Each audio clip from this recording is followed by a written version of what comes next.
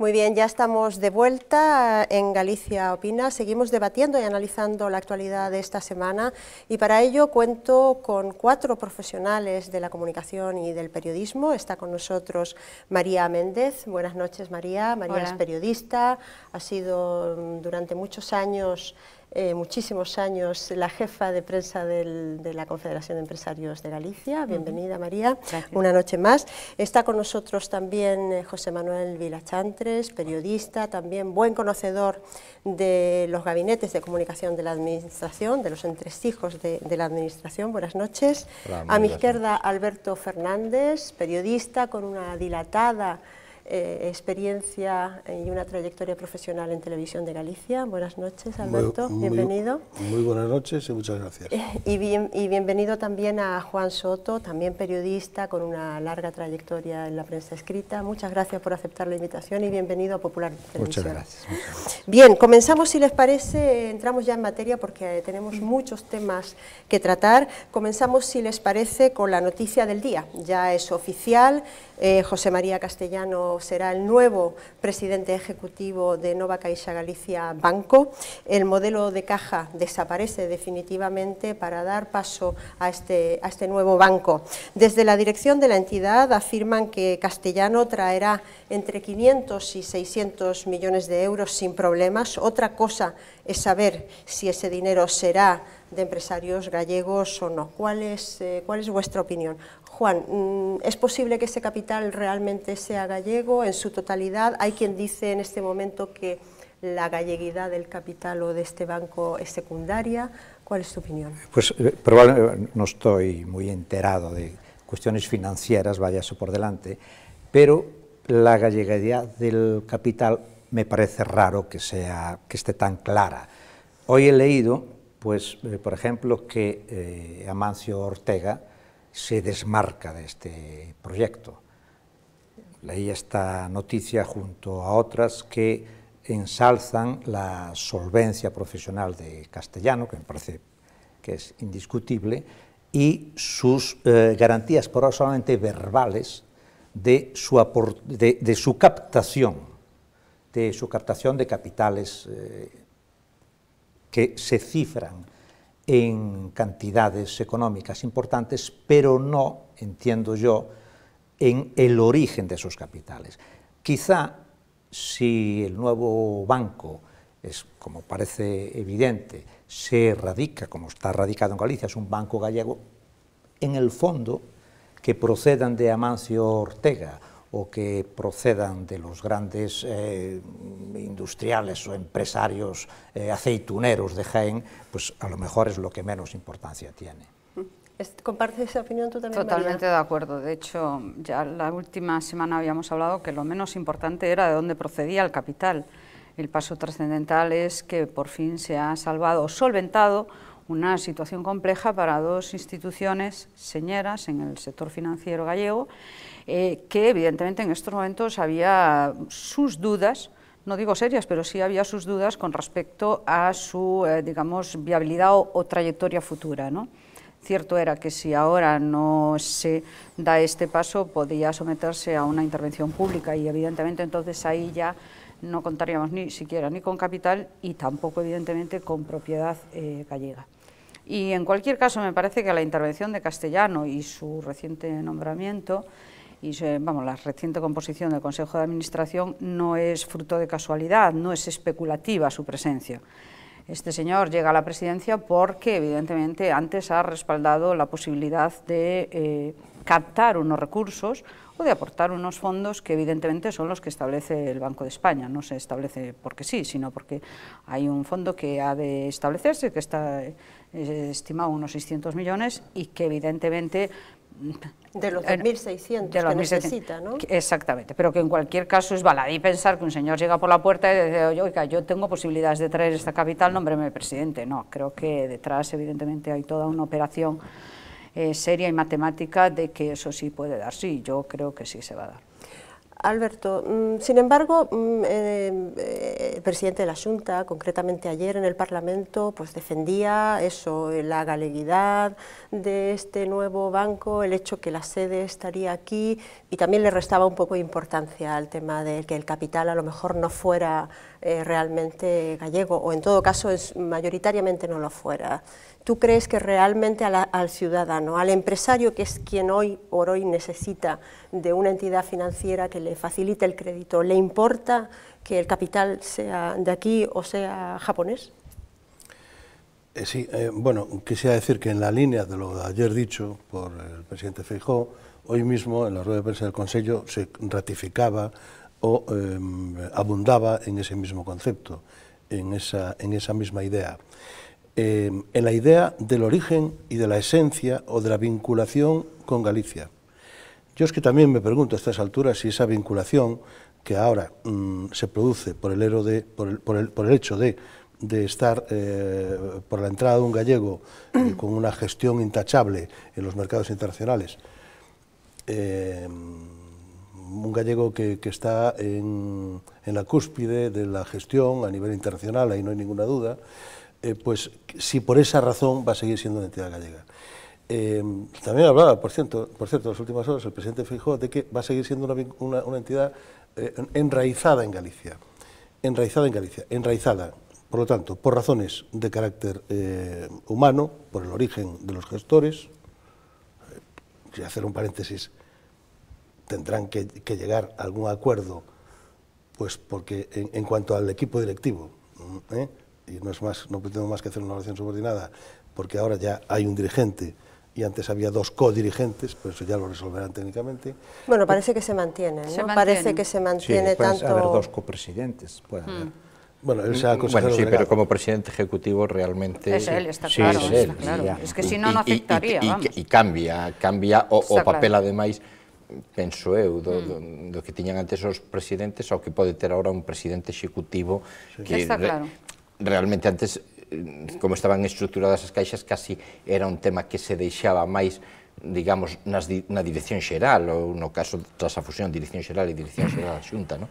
Pero bueno, perdón. Sí, non, quero dicir ao respecto, efectivamente, eso me fai pensar, cando falaba Soto, un pouco ese pensamento ou esa reflexión que todos coñecemos sobradamente de cal é a orixe e a nacionalidade, a raza, o color, a procedencia dos cartos. Todos sabemos que os cartos non teñen orixe, non teñen unha nacionalidade. E, efectivamente, ahora dentro desa operación de capitalización da entidade, por a fórmula, despois de un procedimento tan complexo como se vai producindo nos últimos meses, pois implica a captación dun capital que non necesariamente vai ser galego, eso sí está claro. Pero antes de iniciar este programa, Juan Soto hacía una reflexión que a mí me parecía interesante, ¿no? Es decir, a lo mejor realmente el capital no tiene nacionalidad, no tiene pasaporte, pero las políticas y los servicios que se les dan a la ciudadanía sí que pueden tenerlo, ¿no? Tú decías, la obra social va a desaparecer, eso es un tema importantísimo, ¿no? Yo imagino que la obra social, en toda o en parte, yo creo que va a ser en todo. Al configurarse como banco está claro que no tiene la misma presencia, está claro. Porque yo creo que el dinero y quienes, los poseedores del dinero, en este caso los accionistas de la futura entidad bancaria, lo que quieren son resultados muy pragmáticos, que les vayan al bolsillo, no que les detraigan beneficios. Y las obras sociales, que están muy bien, y todos estamos de acuerdo con ellas, ¿verdad? Pero las obras sociales no se pueden conectar con los dividendos.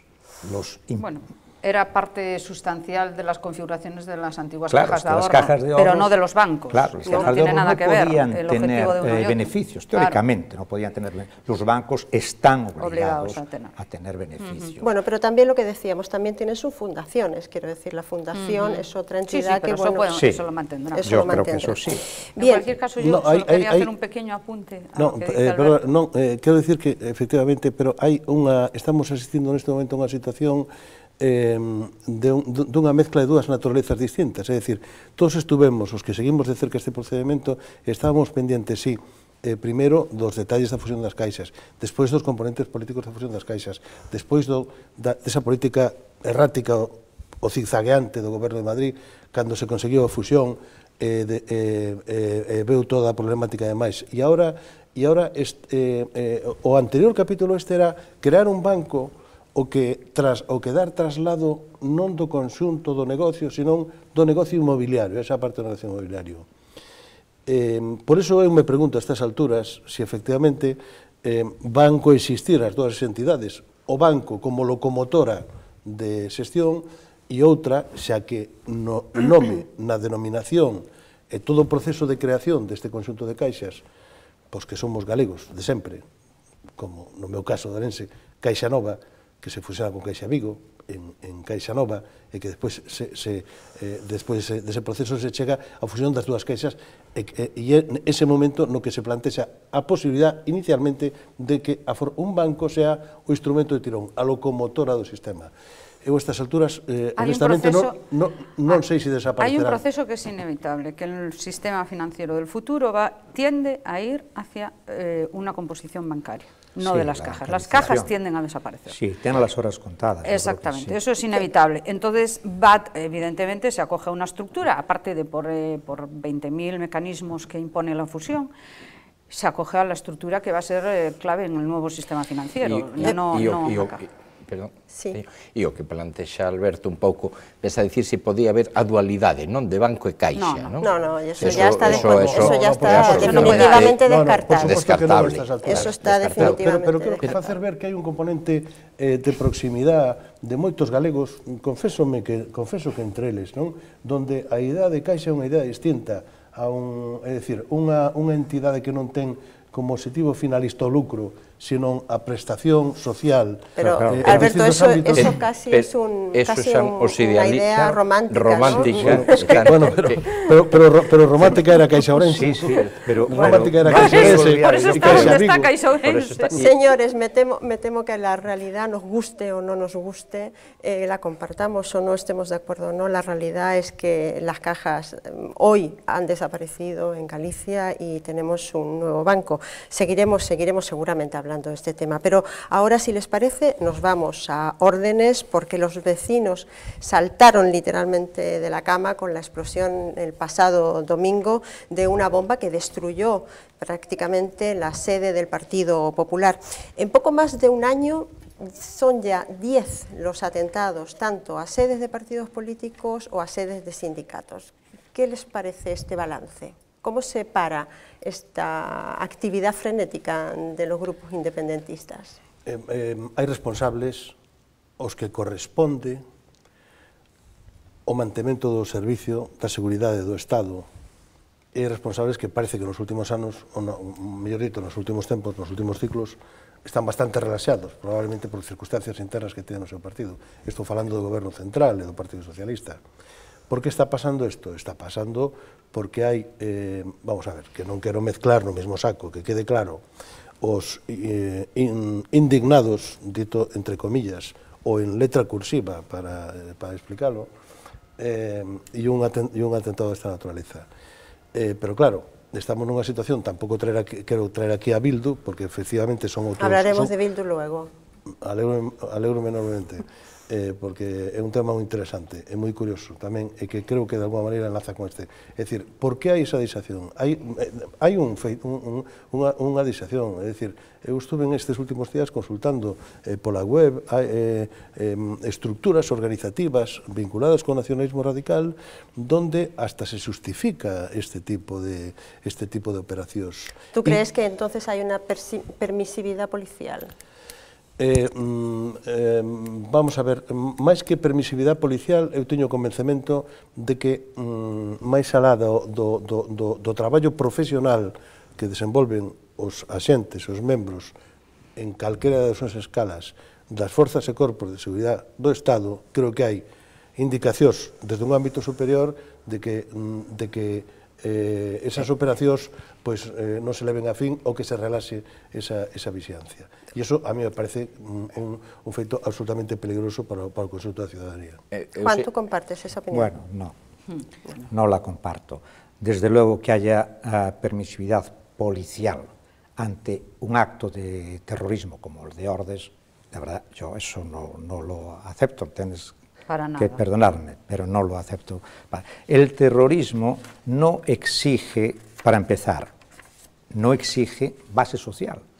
Puede haber gran actividad terrorista sin ningún tipo de base social. Exacto. El terrorismo lo que exige es fanatismo y gente dispuesta gente fanática dispuesta a inmolarse. Sobre todo en este caso que actúa como cédulas casi unipersonales, o sea, no hay ni estructura ni infraestructura detrás. Hombre, la permisividad policial. Ahora, el terrorismo en Galicia es de mucho más atrás. Sí, vamos a ver, le han puesto una bomba al chalet de Fraga.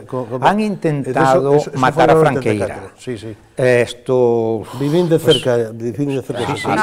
Asesinaron a Claudio San Martín. Asesinaron a Claudio... Un reciente atentado contra un periodista, está claro. Non hai nun ámbito distinto unha permisividade. Que está pasando con Bildu? ¿Qué está pasando con Bildu? Pero Alberto, luego hablamos y te parece que no se puede mesurar. Me parece que no es igual. Bildu, es decir, yo no tengo ninguna simpatía por Bildu y me gustaría que estuviera fuera de todas las instituciones. Ahora bien, hay una realidad que no se puede negar. Bildu tiene una base social en el País Vasco contabilizada en Juan, no quiero interrumpirte, pero si no me pisas el tema Bildu, que lo tenemos después y demostraremos efectivamente que esa base social cuenta con ello, que evidentemente yo creo que no es el caso y Alberto lo comparte también, que aquí este tipo de actos no tiene ningún apoyo social de ninguna naturaleza, ¿no? Es decir, la reacción de las fuerzas políticas ha sido unánime en contra, ¿no? Y eu estou con Juan Soto, comparto plenamente as palabras que el dice e ademais cando de algún xeito se bota en cara máis alaxada permisividade policial, incluso con anteriores atentados, os que mencionaba Carla antes, que houve ao longo deste ano, que se exixían resultados inmediatos na detección de quenes eran os responsables, os causantes desos atentados, pois tamén, como dice a nosa compañeira María, ao ser células unipersoais en moitos casos, é precisamente a dificultade para os corpos e forzas de orden público, para os corpos e forzas de seguridade, de dar con eles. E vamos, baixo ningún concepto, eu teño en alta estima aos profesionais, aos membros que compoñen estas forzas, e estou seguro que eles están indagando, investigando, pero precisamente o de colocar unha bomba amparado no anonimato é moi fácil, e vai ti a saber, máis alá de que apareza, como decías ti, Alberto, nunha web, pois algún apoio de algún grupúsculo por aí indeterminado, pois pode ser ese o caso, pero moi ben puidera ser tamén, no caso de Ordes, pois algún señor que se enfadou e que se cabreou na campaña electoral recentemente rematada, con algún dos membros da candidatura, e dice, pois a estes vamos a dar. No, parece que, bueno, el propio delegado del gobierno, Miguel Cortizo, ya decía que todo apuntaba por el método a que eran grupúsculos independentistas, ¿no? Que se face unha brevísima matización. Moi brevísima, brevísima. Que nos riñe. Casi como unha cuestión de orden. A miña reflexión anterior, o fío do que comentaba Soto, era unha reflexión sobre os responsables políticos e non os responsables profesionais. Pero Alberto, eu penso que por encima da política os responsables policiais sempre buscan... Vamos a ver, a estas alturas todos sabemos que o goberno de España estuvo, todos sabemos que o tema de Bildu, sin ánimo de pisar no tema de Bildu, pues o tema de Bildu está vinculado a un apoyo oculto, a un entendemento, non te quero dicir apoyo, con ETA. E iso sabemos todos. E 48 horas despois de que Bildu se faga con San Sebastián e con tantos ámbitos de poder por unha decisión política dun tribunal nada independiente, nunha situación así, pois resulta que sabemos pola prensa, sabemos polos medios de comunicación, que hai 7 tarras en libertades que descoñecíamos e que están cumplindo condenas por delitos de sangue simplemente con unha pulseira. Alberto, un momento, 10 segunditos para rematar. Yo quería decir que nos olvidamos que en época de Franco había terrorismo en Galicia. El Grapo nació en Galicia, en Vigo, concretamente. En Vigo, los Collazo, en fin. Nació en Vigo, el Grapo. Una cosa. Y Un Yo creo dos fusilados un mes antes sí, da muerte de Franco. Humberto Baena, que era de Vigo, y en fin, conozco un poco el caso. Y otra cosa que a lo mejor es lo que en todos sí podemos coincidir, es que hay cierta desmoralización entre las fuerzas y cuerpos de seguridad del Estado. Eso sí que es cierto, que hay cierta desmoralización y a lo mejor cierta inclinación a unas actitudes no excesivamente heroicas por temor a que la gente superior, los sus superiores, les dejen con el trasero al aire, bueno, ¿no? Hablando, en fin, coloquialmente. Pero que non deixan de ser vos profesionais. Sigamos, por favor, con la actualidad, porque la semana arrancó el lunes con la discrepancia ya pública en el seno del Partido Socialista Obrero Español entre los que desean un adelanto electoral como el presidente en funciones de Castilla-La Mancha y los que quieren agotar los plazos como Almunia o Pachi López para seguir con las reformas.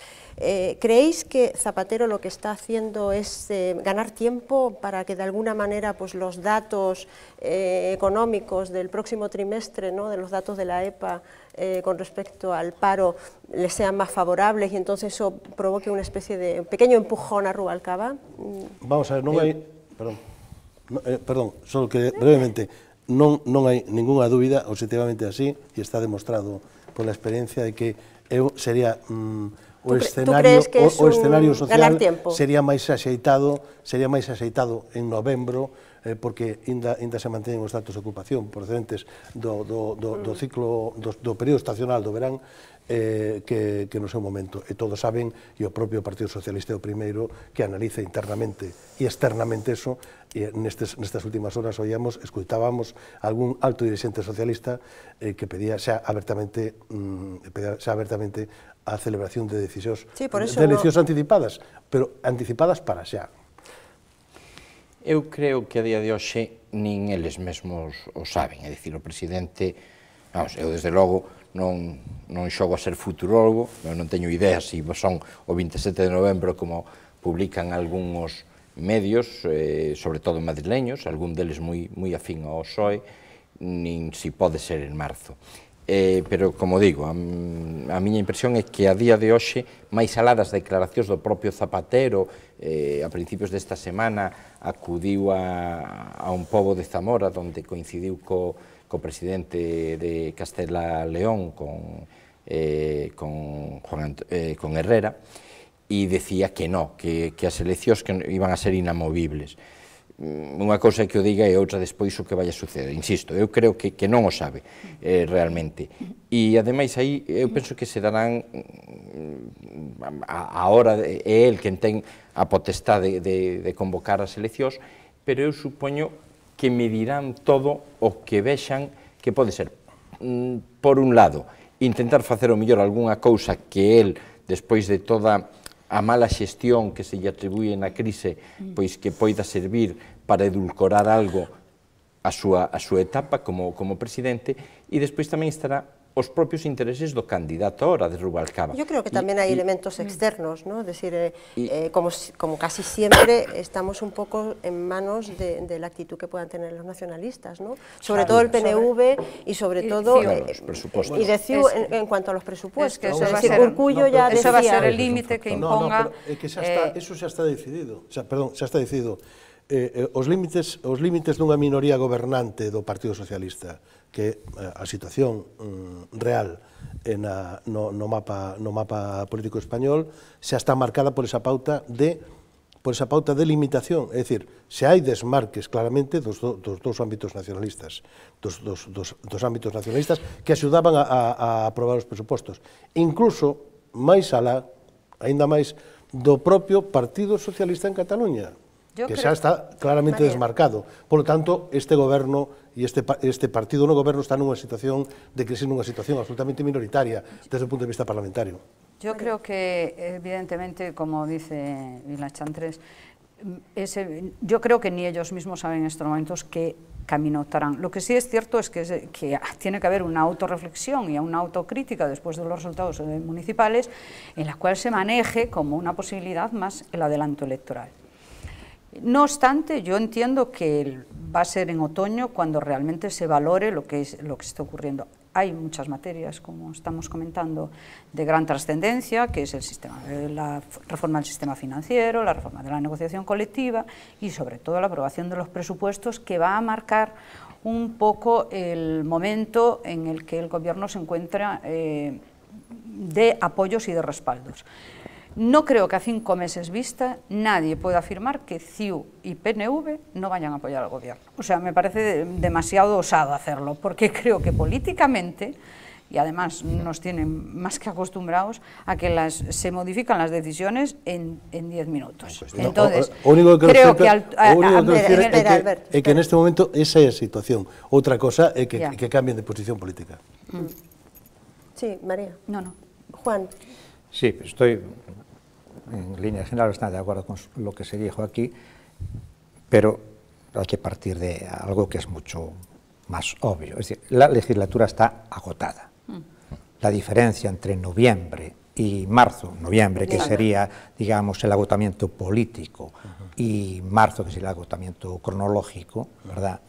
Pues es de 4 meses. Sí. Eso está agotada la legislatura. Creo, efectivamente, que la determinación de los apoyos para los presupuestos generales por parte de los vascos y de los catalanes va a ser determinante. Y tanto como la determinación de los apoyos va a ser muy interesante el contenido de los apoyos.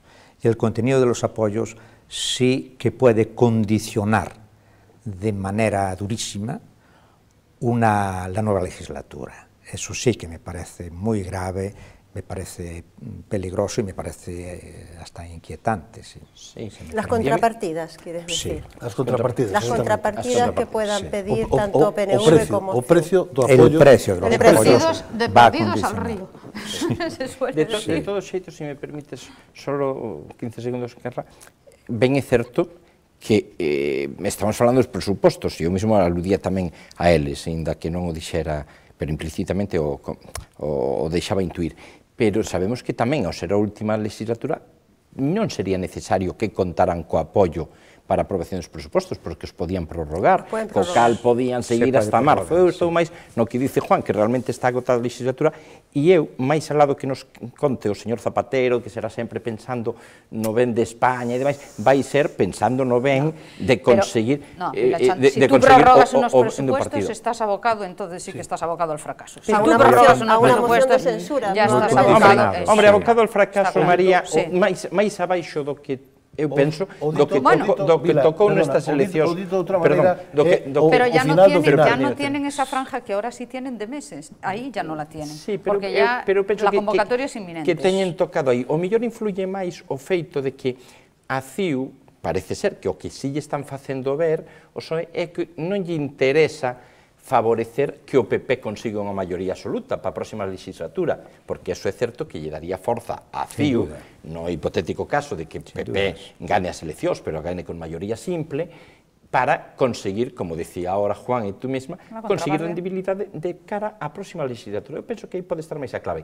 E xa para rematar, si é certo que o PP sí que lle interesaría que foran en outubro, canto antes mellor, porque é verdade que aí sí que hai que votar en cara que o PP, a parte da roda de prensa que deu fai uns días Rajoy, que explicou un pouco por onde iba o seu programa, é certo que non sabemos nada de por onde vai a ir, e a medida que se vaya prorrogando no tempo, se lle vai exixir por parte da cidadanía que desvele as medidas que vai tomar, e todos sabemos que o PP vai ter que tomar medidas moi graves e moi duras, e iso pode lle restar apoios se se alarga vamos ao momento da elección. Sí, sí. Un último detalle casi anecdótico, diría, pero que no deja de tener su relevancia. ¿Quién toma la decisión? ¿La toma el presidente del gobierno? No lo creo. ¿O la toma el vicepresidente? No lo creo. ¿No la está tomando Rubalcaba? Yo no creo que la decisión, exacto, yo no creo que la decisión la tome Zapatero, que es un valor amortizado ya, ¿no? Y no se juega nada, además. Y no se juega nada. Yo creo que esa decisión va a tomarla Rubalcaba, el equipo de Rubalcaba, con los datos que le aporte la fontanería de Moncloa. Eso es lo que me parece a mí, ¿no? Pero bueno, puedo equivocarme, claro, son esferas muy superiores, muy distantes de mi capacidad. Sí, claro. a mí me gustaría apuntar, si me permites, que efectivamente ese outro aspecto da situación política do goberno desde a perspectiva do partido que o sustenta, do Partido Socialista Obrero Español. Por que o digo? Digo porque estamos nun momento de unha auténtica e obxectiva, isto creo que é tan claro como a auga, dunha situación de bicefalia.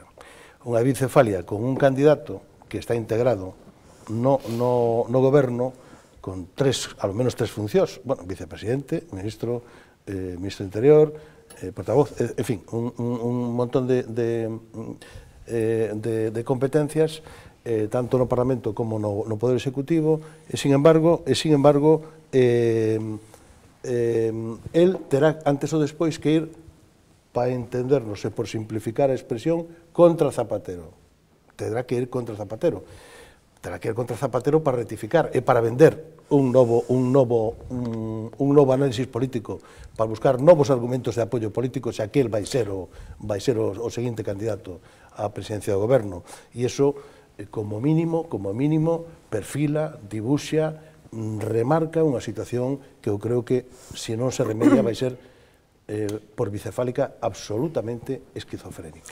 Bueno, seguimos si os parece, con la crisis política, porque el martes la noticia caía como un jarro de agua fría en todos los medios. 3 magistrados del Tribunal Constitucional presentaron su renuncia para forzar de alguna manera la renovación de sus cargos.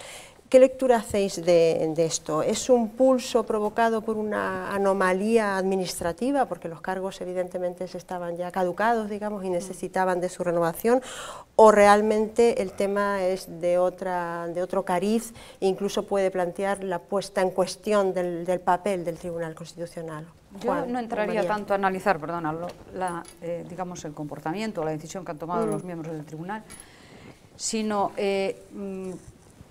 entraría qué es lo que está originando esta situación, y lo que es, es una situación perversa, es que haya 2 partidos políticos mayoritarios en este país que son incapaces y han sido incapaces de llegar a un acuerdo en ese ámbito.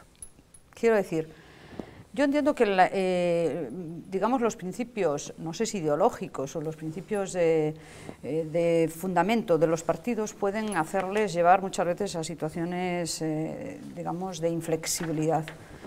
Lo que es, para mí, aberrante es que no se llegue en un acuerdo tan sustancial como es en una institución jurídica.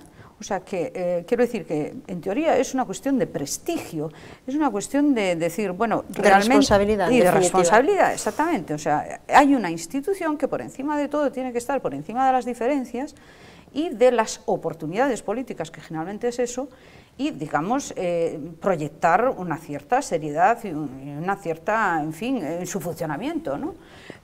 Y eso es lo que yo creo que está faltando. Creo que los análisis y la crítica deberían centrarse más ahí que en el hecho de que 3 personas que, además, ya por otra parte tenían sus puestos ya, digamos, amortizados, porque eran personas que ya estaban para irse, de que si se fueron o no deberían haberse ido. Eu tamén me pregunto maliciosamente por que ese feito da dimisión de 3 membros do Tribunal Constitucional se produce 48 horas despois dos resultados prácticos desde calquera punto de vista difíciles de comprender para a normalidade democrática, donde Bildu, a entidade que eles deron aprobación e lle deron carácter de lei, de autoridade para exercer, se fixeran cos ámbitos de poder que se fixeron, que son varios centros de concello no País Vasco, entre outras cousas, e unha das capitales políticamente máis importantes, como é a alcaldía de San Sebastián, non? Insisto en que el siguiente tema es Bildu, que por favor nos centremos en...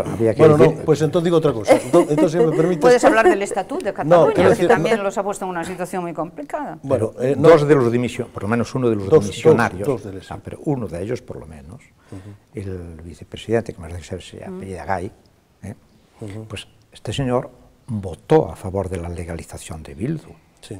Eso primero. Segundo, yo creo que el tema del Tribunal Constitucional, con todos los respetos, es un tema que interesa a muy poca gente. Hay gente incluso que ni le interesa la existencia del Tribunal Constitucional o que la considera, desde luego, uno de esos elementos sobrantes en la macroadministración jurídica española. Eso por una parte. Y por otra, hay una cosa que decía... que necesario, ¿no, Juan? Sí, No, sí, no, bueno, sí, sí, como garante de la Constitución. En un país como noso, como garante de la Constitución. Evidentemente, que tiene un gran había una cosa que decía María. Espero ter tempo suficiente como para diferir desa posición generalizada, para disentir dela. Explicaréme se teño tempo.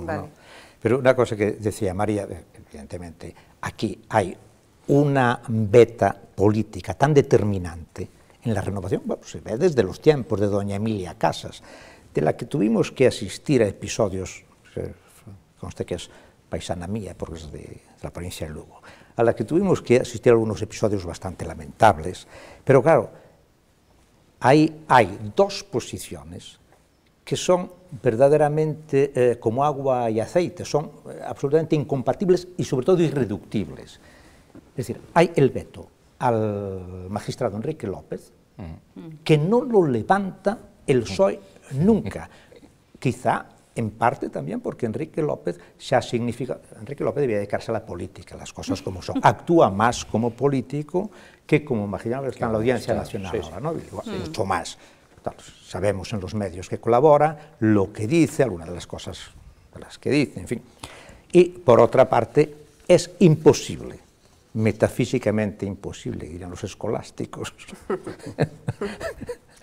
que el PP le levante el veto al actual fiscal general, a Conde Pumpido, que es la opción del PSOE. Efectivamente. Sí, y todo lo que salga de ahí es creer, pues eso, que los pájaros maman, ¿no? Sí, aí eu estou co que dice Juan, e ademais, pero a maiores. Eu creo que neste momento, pese ao toque de atención que lles deu José Bono aos dous partidos, dicindo que antes do 30 de junio, por favor, se poñan as pilas e cheguen a un acordo, aí sí que eu creo que o PP vai intentar alargar todo o que poida, non chegar a un acordo neste momento, precisamente en vista de que chegan as seguintes eleccións e, se consigue maioría simple e absoluta, vai ter un reparto maior do que lle corresponde neste momento na Constitución do Tribunal Constitucional.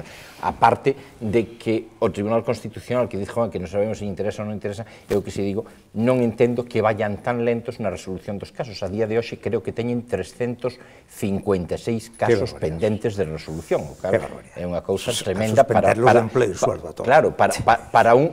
Es unha mecánica adquirida en el país, sobre todo en el segmento jurídico. Vamos a ver, pero noutros xudgados o podes entender. Vamos, nun xudgado de primeira instancia podes dicir, oye, pois son moitas as demandas que se presentan, hai poucos medios e máis, pero este, que ao final é o xurado de máxima instancia para os temas constitucionais en este país no que vivimos, pois non se concibe esa ralentización. Perdonadme, sí. 20 segundos. 20 segundos rapidísimamente, tenemos que falar moi rápido. Vamos a ver, que queda unha cosa clara. O Tribunal Constitucional é unha entidade nova que nace na promulgación da Constitución como garante das diferencias que haxa no ámbito no, como garante no, perdona, como intérprete. Como intérprete, como intérprete da Constitución. Pero os órganos jurisdiccionais, é dicir, por eso non é un ámbito estrictamente, non é un ámbito en ningún caso jurisdiccional. Está claro.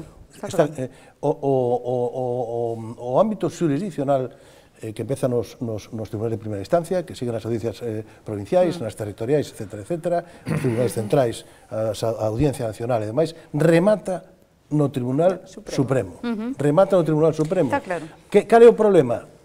Outros 10 segundos, por favor, que a práctica, o meu entender, inadecuada dos últimos tempos, o Tribunal Constitucional se está convertindo nun tribunal de casación con respecto ao Tribunal Supremo. É dicir, as cousas, os procedementos xa non rematan no Tribunal Supremo. Sempre hai unha percha, un enganche, como decimos os xornalistas, un argumento para buscar para acudir ao Tribunal Constitucional, no sentido de que se vulneran dereitos constitucionais. Bueno, siempre por lo tanto, no. estamos sometendo un vicio a unha situación de vicio o sistema judicial que remata, insisto, no Tribunal Supremo. Bueno, esto siempre nos que da no pie... vayas al recurso de amparo. Por eso digo que se está transformando nunha sala de amparo, nunha sala de casación ou amparo, según os procedementos. Casación ou amparo. Alberto, vamos a seguir hablando, vamos a seguir hablando del tribunal porque simplemente quería recordarle a los telespectadores que este tribunal es, por cierto, el tribunal que permitió a Bildu participar en las elecciones municipales del pasado 22 de mayo.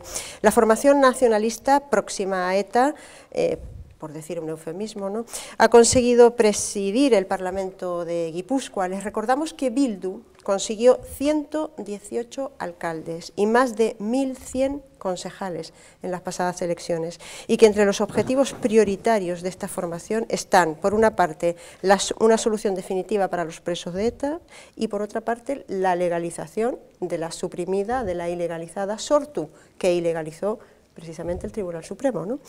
Haciendo una extrapolación de las pasadas elecciones municipales a lo que serían unas elecciones generales, adelantadas o no adelantadas, es decir, o en noviembre o en marzo, Bildu sacaría en este momento 7 escaños en el Congreso de Diputados. ¿Qué te parece ese resultado, Juan? Bueno, a mí me parece que Bildu, nos guste o no, tiene contabilidades, votos. La democracia no solamente consiste en principios, también es un concepto meramente contable. Pero sí os valores, sí o respeto a vida, sí a defensa da dignidade das persoas. Perdón, e nos días transcurridos desde a xornada electoral, ou mellor dito, desde a Constitución dos Concellos hasta ahora, toda a actitud dos elementos de Bildu, efectivamente, que antes dixeches con moita elegancia proetarras. Home, non sei se son proetarras, eu personalmente creo que sí, pero todo aquel que se nega a condenar a ETA, por suposto que é cómplice por omisión desa situación. E eu non estou para nada de acordo, que ese colectivo... Pero tú, ¿qué haces con 300.000 ciudadanos que expresan su voto en las urnas? Que legitiman esa opción. ¿Dónde quieres tener a Bildu? ¿Dónde prefieres tener a la gente de Bildu? ¿En las Errico-tabernas o en las instituciones donde los puedes tener controlados? Porque después hay una realidad social en el País Vasco que no se puede discutir. Es decir, estos señores no se consideran Estado, más que para lo que les conviene, es decir, más que para los que estamos legalizando... Han suprimido los símbolos del Estado. El rey de España no puede pisar el País Vasco. La Vuelta Ciclista a España no va a pasar por allí. Por favor, Soto, o marco de convivencia está marcado por unha normativa, por favor, e unha normativa, e os que non aceptan esa normativa non é lícito ou non é lexítimo, probablemente sea socialmente aceptable, porque non vamos a... No, pero ahora es legalmente aceptable. Ahora sí é legalmente aceptable, ahora sí é legalmente aceptable. Ahora sí é legalmente aceptable. E antes, cando Batasuna, perdona, Alberto, e cando Batasuna estaba, tamén era legalmente, Alberto. Despois houve unha supresión, que o suprimiu foi o señor Aznar. Comandado polo Partido Socialista, así o decidiu. Hombre, eso é moito decir, non? Pero la legitimidade do tribunal non podemos ponerla en cuestión.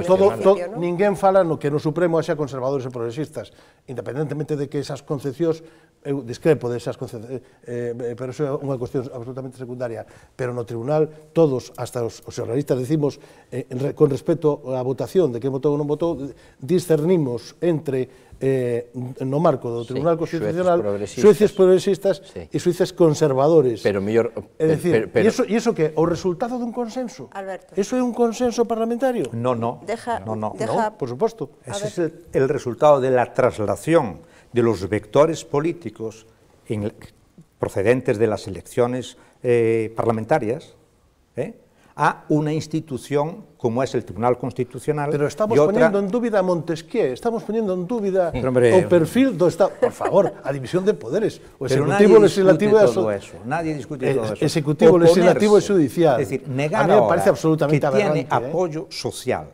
Bildu, apoyo social.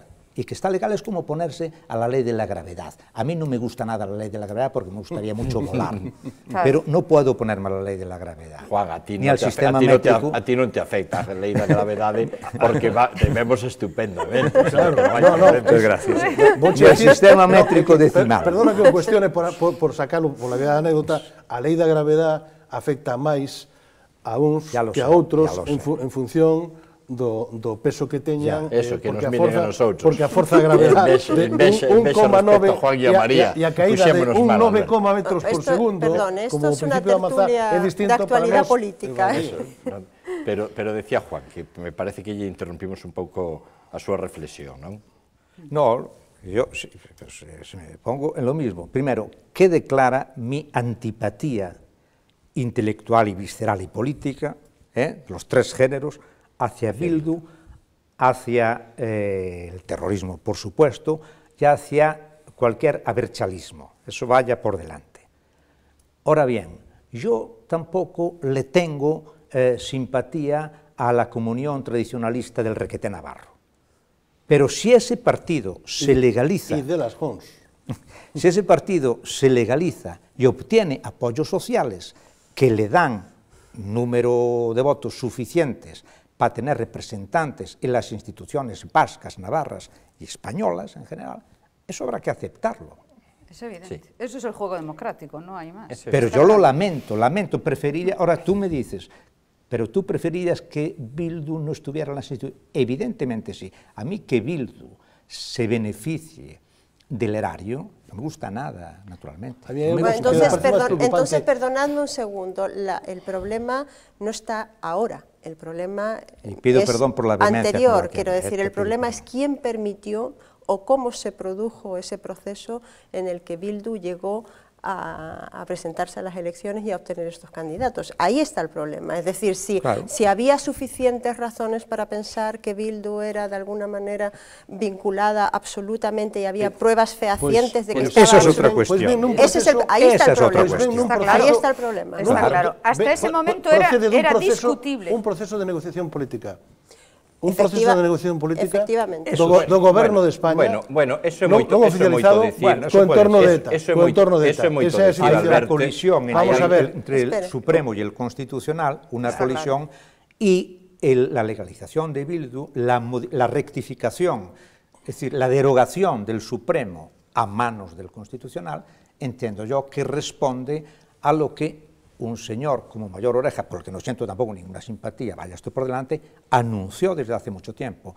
Pero con ETA y con los afines a ETA no se ha dejado de negociar nunca. Pero Juan, eso por descontado, e indo ao tema este que nos ocupa de si estaba detrás unha negociación política ou non, é ben certo que tras a resolución do Tribunal Supremo todos recordamos as palabras de Zapatero cando Íñigo Urcullo lle dixo que, bueno, que se olvidara o PSOE de que volverían a contar co seu apoio.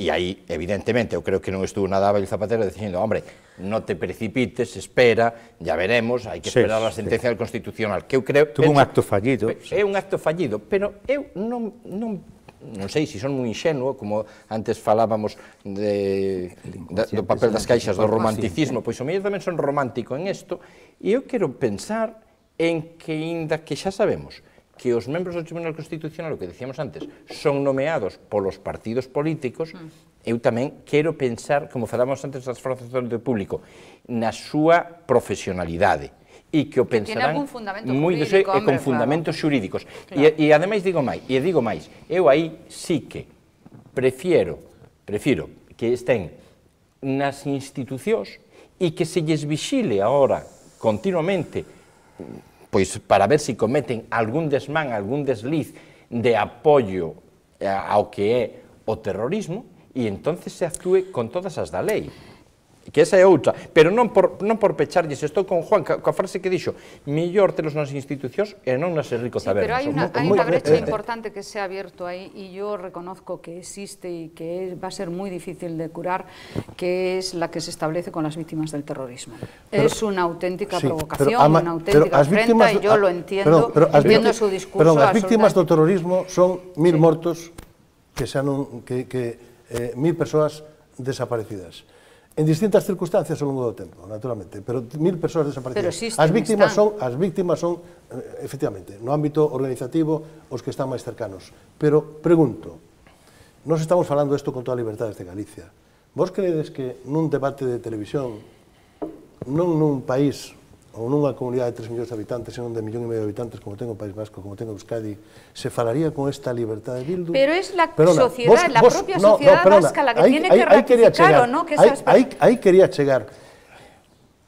Honestamente, estades comigo ou non que a un vasco non lle dá o mismo que este Bildu, entre outras cousas, máis alá de que se este financiando a banda terrorista ETA a través dos concellos, a través das institucións públicas, a través do marco de libertad diseñado hai 33 anos polos españoles, que moitos de nós, por razóns de edad, recordamos, non estás de acordo con que existe unha preocupación porque, a parte dos cartos que o Estado lle transfire a Bildu, cuyo receptor finalista, sin ningún xero de dúbidas, van ser os terroristas, ademais de eso, está algo tan importante, perdón, como a información. En Bildu está un partido como Euskal Cartasuna, que, non se pode dicir que houbera auspiciado sempre o terrorismo, e ademais, a día de hoxe, cambiou bastante, e digo, xa que estás comentando eso, eu viaxo con relativa frecuencia ao País Vasco, teño amigos, vos amigos ali, e que unhos opinan como ti, e outros opinan como opinábamos agora, pois o resto dos contertulios que aquí estamos. É dicir, eso de pecharlle as portas como se pechou a Batasuna no seu día, o único que pode provocar é que haxa moito cabreo e que, antes decíamos, é fácil atentar en Galicia que non hai para nada un sistema de terrorismo implantado na nosa sociedade. Unha infraestructura de apoio, non existe. E estos señores, é dicir, que sempre é moi fácil eso de decir que se remata co terrorismo, digo máis, está moi feo cando se dice eso, queda pouco políticamente correcto decir que nun Estado de Dereito se acaba co terrorismo, pero son dos que dice que respetando todo o que che dereito nunca acaba. Yo creo que este debate... Alberto, espera un momentito. Solo por unha cuestión de orden. Foi un contraargumento. O que quería dicir finalmente, independentemente de facer esa consideración quizá demasiado extensa no tempo con respecto aos cartos, hai outro factor que a mí me parece moito máis importante, que é o da información. Estou seguro, e falaba da liberdade que gozamos 3 millóns de galegos, e as que objetivamente non goza 1,5 millón de vascos, é que eles teñen a información. É dicir, o censo electoral...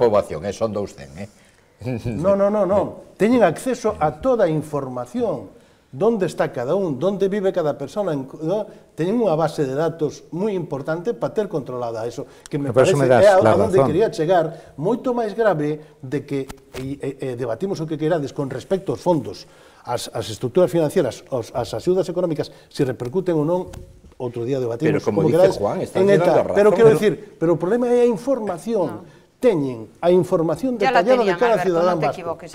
La realidad social del País Vasco es distinta de la realidad social de Galicia. Estamos de acuerdo en eso. Pero falo de cada individuo, de cada vasco. Tú ese análisis podías hacerlo antes de que hubiera una sentencia del Tribunal Constitucional y de que hubiera una legitimización por parte de los votantes vascos. Eso lo podías esgrimir con todos los argumentos del mundo y además diciendo que no era razonable, que como lo dijo el Tribunal Supremo, que muchos miembros que estaban demostrados que habían sido de Batasuna se volvieran a presentar en las listas de Bildu. Eso lo podía sostener, pero en el momento en que tú sacas ese partido a la opinión pública y es respaldado, tienes que respetarlo, porque es vamos, el principio de la democracia, es que no te queda otra. Digo que no trasfondo eles se benefician de información de cada ciudadano vasco. Perdón, introduzco otro elemento que ya avanzaba. ¿Tú crees que no hay militantes de verdad de Bildu que no estaban antes en las instituciones y tenían acceso a la información? Bueno, pero ahora todos sabemos que os etarras tamén teñen información porque a buscan, pero que ahora teñen a de todos os vascos. Ese é o problema. No, pero además, lo que decía al principio, Bildu reconoce que ahora uno de sus objetivos es la legalización de Sortu. Es decir, entonces vamos a tener este problema, lo vamos a volver a tener, quiero decir, es la historia que vuelve a empezar. ¿no? Claro. Es decir, la batalla por legalizar a Sortu, es decir, a un partido que fue ilegalizado. Pero hay alguien que se imaginaba otra cosa. Parece que sí. No Claro sé, que sí. Parece que sí. Y en las instituciones donde tenga poder hegemónico Bildu, sabemos lo que va a pasar. En los salones de pleno se va a descolgar el retrato del rey, se va a contravenir sistemáticamente la Constitución. No hay nadie, salvo que sea superlativamente ingenuo, que pueda pensar en outra cosa. Juan, pois eu aí, sin embargo, disinto un pouco de ti. Van romper o esquema de convivencia que nos demos os españois hai 33 anos. Eu, sin embargo, que é o mismo que ti estás dicindo. Non sei se é fruto das negociacións que houbo, que, como dicías tú antes, todos os presidentes de goberno as fixeron, eso é evidente, é dicir, desde Suárez hasta Zapatero. Eso está en la historia de España. Eso está en la historia de España. Con el banderismo andaluz se acabou negociando. Sí, totalmente. E aí vou. E ademais, eu son dos que opina que o terrorismo que dicía antes, coas armas que che dá o Estado de Dereito, nunca rematarás. Temos o exemplo das organizacións terroristas máis cercadas, Baader Meinhof, Brigada Roxas, ou IRA, cada un polo seu. Baader Meinhof e Brigada Roxas dando moita caña e dando moita pau e meténdolle mento á xente para que non se creara unha... Con os sindicatos anarquistas en España, tamén, se acabou negociando. Pero aí vou. Durruti e Ascaso, que eran asaltantes de bancos, habían conseguido dinero asaltando bancos en América, con esas personas se negociaba. É así. É así, pero o que vou, eu o que digo, insisto, non sei se estou sendo excesivamente romántico esta noite, pero de verdade, os primeiros pasos, xa non sei o outro día en que concello, é dicir, esta semana, un dos concellos gobernados por Bildu, pois houbo non un rexeitamento claro hacia ETA, pero sí falando de que, bueno, que a violencia eran tempos en que había rematado. E o seu líder, además, Pello Urizar, pois tamén está un pouco nesa línea. E, bueno, e despois hai por aí outras cousas, como vemos, o propio feito de que a banda terrorista ETA pois lle mandara a carta aos empresarios navarros dicíndolle que non volvían a pedir o que era o imposto, vamos, revolucionario. O chamado imposto revolucionario, entonces, o chantaxe. Eu penso que o mellor hai un novo escenario e me agradaría que así fora, claro. Bueno, pues creamos que puede ser posible, ¿no?, el fin de la violencia y el fin definitivo de ETA. Si les parece, les invito a que salgamos de nuestras fronteras y nos vayamos a la bella Italia de Berlusconi. El Cavaliere ha recibido prácticamente un finiquito, un documento final en este último referéndum que ha tenido lugar hace unos días en Italia. Casi 27 millones de personas dijeron que no a las 3 preguntas que se le hacían: la privatización del suministro de agua, el programa nuclear y la ley del legítimo impedimento, que le permite a Berlusconi no presentarse a los juicios. Mi pregunta es, ¿cómo es posible que un señor como Berlusconi, con los escándalos, con los juicios que tiene abiertos y ahora con este referéndum absolutamente negativo, se mantenga en el poder? Y ha dicho además que va a agotar la legislatura, que le faltan 2 años, está claro. Pero como mínimo non hai precedente en ningún ámbito europeo respecto á situación, para min, disparatada que se está vivindo nun sistema político, nun réxime político, nunha situación ou nun escenario político que, ademais, a maiores de estas cuestións e a maiores de determinadas relacións con persoas máis novas, etc., e sobre todo, eu creo que con carácter xeral non se acepta no conxunto, no promedio, na media de Europa e nos países, non quero dicir que é obvio que Italia é un dos países claves da Unión Europea, pero non se acepta, desde logo no mundo, no noso ámbito máis cercano, eu creo que non se podría chegar a aceptar que un presidente, un dirigente político fora tamén o propietario dos medios de comunicación que marcan a pauta de comportamento dunha gran parte da ciudadanía. Ha quedado demostrado esta vez que no, porque ya ves que la televisión no decide en todas las elecciones. Esta vez sí que ha quedado demostrado. O sea que, bueno, tanto poder es supuesto. otorgado, pero que no lo tiene, está claro. Utilizó la televisión para llamar a la... Evidentemente la utilizó, pero quiero decir que... Que el eco, que habitualmente se dice que las elecciones se ganan a través de la televisión, en este caso ha demostrado que no, que vamos, o sea que a pesar de toda su campaña, que creo que fue bastante más indiferente que una campaña activa, proactiva, con respecto a los puntos que él defendía en el referéndum, la población ha dicho taxativamente que no, y eso es que entonces la televisión no ha servido como instrumento de, vamos, de generar opinión pública, ¿no? En ese sentido, a mí me parece un resultado dito que a mayor asepsia posible, sin tomar parte, altamente positivo no sentido, enténdaseme ben, desde un punto de vista técnico, no sentido que a cidadanía non se viu presionada nin polos medios de comunicación, nin polas circunstancias políticas, nin por todo tipo de presións e maniobras demagógicas procedentes de Berlusconi, do presidente de Italia. Bueno, un personaje en todo caso. Bueno, señores, se nos acaba el tiempo, ha sido muy rápido, muy interesante el debate. María, muchas gracias por tu presencia. Juan, encantada, espero que vuelvas a estar aquí con nosotros en esta tertulia y en este debate. José Manuel, como siempre, muchísimas gracias, y Alberto también, pues gracias por estar. Espero contar con todos vosotros las próximas semanas, y a ustedes, pues muchas gracias por su atención. Les espero el próximo jueves a las 10 de la noche. Sean felices.